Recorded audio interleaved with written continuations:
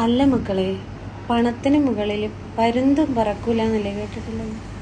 അതിന് മുകളിലും പരുന്തിന് മുകളിലും പറക്കാൻ ആൾക്കാരുണ്ട് എന്നുള്ളത് ഇപ്പം മനസ്സിലായില്ലേ?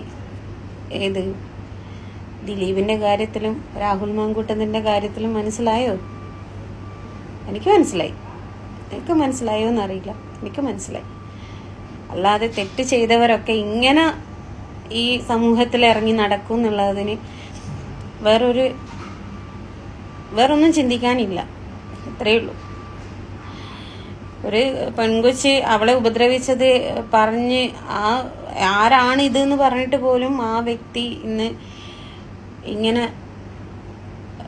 എന്താ പറയാ ജനങ്ങൾക്കിടയിൽ നടക്കുന്നുണ്ടെങ്കിൽ, കാരണം കുറ്റക്കാരനല്ല എന്നൊരിക്കലും ഞാൻ ചിന്തിക്കുന്നില്ല. കാരണം 85 ദിവസം ജയിലിലൊക്കെ കിടന്നതല്ലേ. അതുമല്ല, പിന്നെ ഈ പൾസർ സുനിയുടെ അമ്മ പറയുന്നുണ്ട്, പിന്നെ എൻ്റെ മോൻ വന്നു കഴിഞ്ഞാൽ ഇത് ചെയ്യിക്കുന്നവരെ ഞാൻ ആ കൊച്ചിൻ്റെ മുന്നിൽ പറയിപ്പിക്കുന്നു. അപ്പോൾ അവിടെയും പൾസർ സുനീനെ കൊണ്ട് ചെയ്യിപ്പിച്ചത് അത് തന്നെയാണ്. ആ കൊച്ചിന് ഒരാൾക്ക് ആ കൊച്ചിനോട് ദേഷ്യമുള്ളെന്ന് ആ കൊച്ച് പറയുന്നുണ്ട്. അതും ഇല്ല.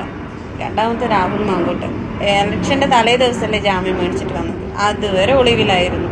ഒരാൾ അവരുടെ രോമത്തെ തൊടാൻ പോലും നിന്നില്ല.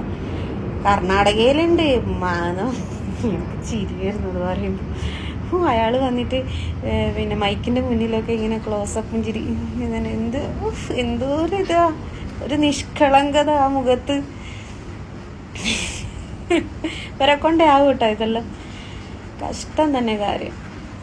പെൺകുട്ടികളെ ഇത്രയും ഉപദ്രവിക്കുകയും ചെയ്യുകയൊക്കെ ചെയ്തിട്ട് ഇങ്ങനെ സമൂഹത്തിൽ ഇറങ്ങി നടക്കാൻ ആണുങ്ങളെ വിടുമ്പം ഇത് കൂടുതൽ സമൂഹത്തിൽ ഇങ്ങനെയുള്ള പ്രവണത കൂട്ടുകയുള്ളൂ. അല്ലാതെ ഇതിനെക്കൊണ്ട് ഒരു കാര്യമുണ്ട് തോന്നിയില്ല.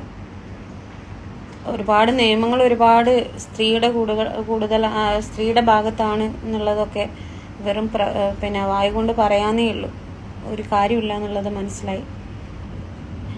നടിയെ ആക്രമിച്ച സംഭവത്തിൽ ഭയങ്കര വിഷമമുണ്ട്. ആ കുട്ടിക്ക് നീതി കിട്ടിയില്ല. 20 വർഷം അടവെന്നൊക്കെ പറയുന്നത് അത്ര വലിയ ഇതൊന്നുമല്ല. അതും എല്ലാവർക്കും ഒരുപോലെ. ആ കുട്ടീനെ ഉപദ്രവിച്ചത് പൾസർ സുനിയാണെന്ന് പറയുന്നു. പക്ഷെ ഒരാൾക്ക് പോലും എല്ലാവർക്കും ഒരുപോലെ നിങ്ങൾ എല്ലാവരും ഒരുപോലെ തന്നെ എന്നുള്ള രീതിയിൽ അതിനെ എനിക്ക് വേറെ തരംതിരിക്കാനൊന്നും കഴിയില്ല. എല്ലാവരും ഒരുപോലെ ഇങ്ങനെ എടുത്തോ എന്ന് പറഞ്ഞ കണക്കെ ആയിപ്പോയി വിധി.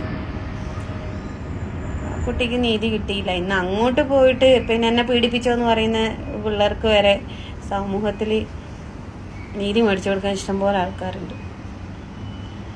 പണം ഉണ്ടെങ്കിൽ എന്തും ചെയ്യാം, അല്ലെങ്കിൽ ആൾബലം ഉണ്ടെങ്കിൽ എന്തും ചെയ്യാന്നുള്ളത് ഇനിയുള്ള സമൂഹമെങ്കിലും ഇതെല്ലാം കണ്ടു പഠിക്കട്ടെ എന്ന് വിചാരിക്കാം, അല്ലേ?